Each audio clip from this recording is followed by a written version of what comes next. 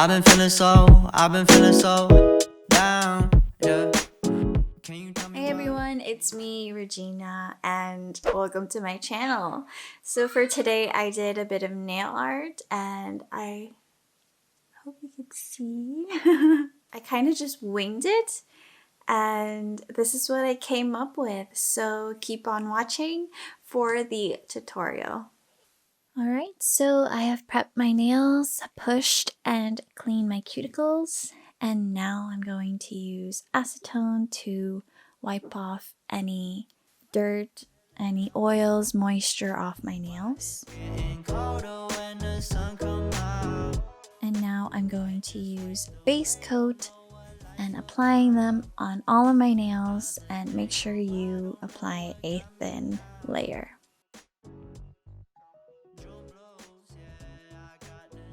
Now, after curing, take rubbing alcohol and wipe it off because there is a tacky layer that happens after curing. Now I'm going to use dual forms and polygel to create my tips, and this is the method that I like to do, is to apply tips first, then fill them in. This just gives me more control and less irritation on my skin, because when it gets buffed too much, it bleeds and breaks and creates wounds. So the process that I would like is less buffing is best for me as possible. And just to make sure, I'm applying base coat on the nail bed just in case I buffed off the initial layer of my base coat. So yeah, this is just my peace of mind. And now here I'm going to apply the filling. So like I said, this gives me more control, especially with the apex and also the edge by the cuticle. It allows me to create a smoother transition from my nail bed to the nail polygel itself. And my goal here is to really smoothen it out, create the shape that I like, and buff as and you can see here I'm smoothening it out. And after curing, I do buff it just a little bit just to make sure that there are no bumps on it. And now I'm going to fill in the rest of my nails. And now they have been buffed off cam. They look good and they're shaped as well. I did an oval shape. And for a base, since the nail polygel is orange, I want a white base. I don't recommend the paint pot UV gel of white because it's too thin. So instead, I redid my whole right hand and I used a regular white nail polish, which was more opaque and it gave me better results.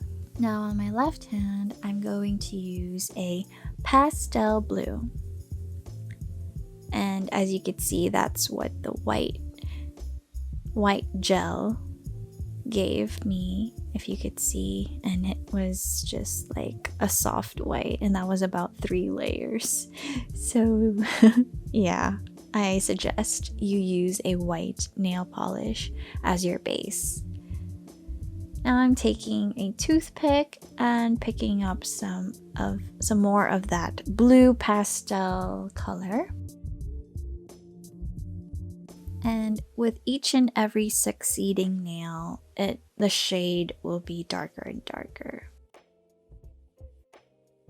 Now I'm just using a glass surface to use as my palette.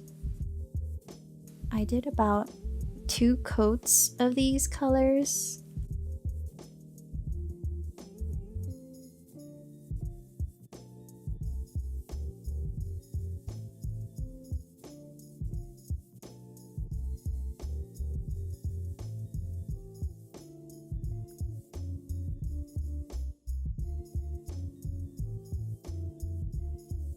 Now, I don't know if you could see, but there you go. My nails on the left side is now blue with a gradient. And now I'm moving on to my other side, and as you could see, the white just was much more of a better base. The white nail polish did a better job. Now I'm using a purple pastel color, which is super pretty, and a deeper color to mix with. And this was such a fun thing to do and see how my nails turned out with each and every nail afterwards. It was such a nice experiment. This is the first time I've done this. So, and working with UV gel pots. So this is actually a wing it kind of thing. I didn't really plan on what I was doing, so this is what I came up with. Now look at the purple, how it got deeper and deeper. It's just so pretty. Purple's my favorite color, by the way, so that's why I like it so much.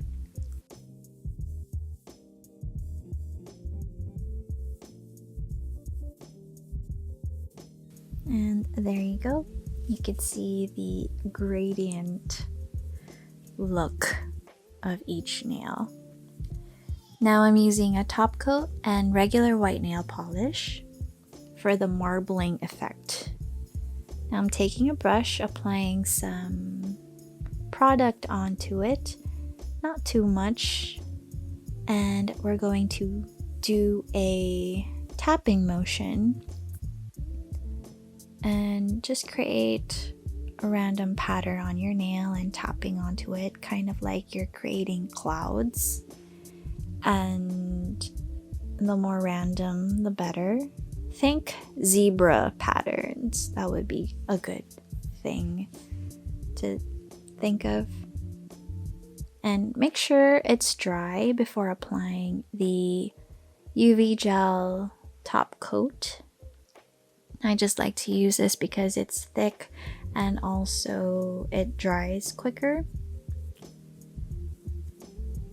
And now I'm going to take the same white nail polish and toothpick, which I think works the best, and create these lines and random lines on it, following the cloudy pattern that you made before this.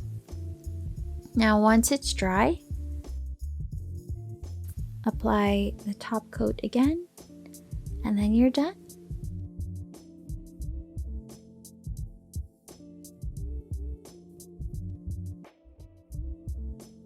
Alright, so I hope you guys understood the directions and steps that I did. So what do you guys think? And if you did try it, let me know. Tag me in your socials. And yeah, I'll see you guys around. Bye!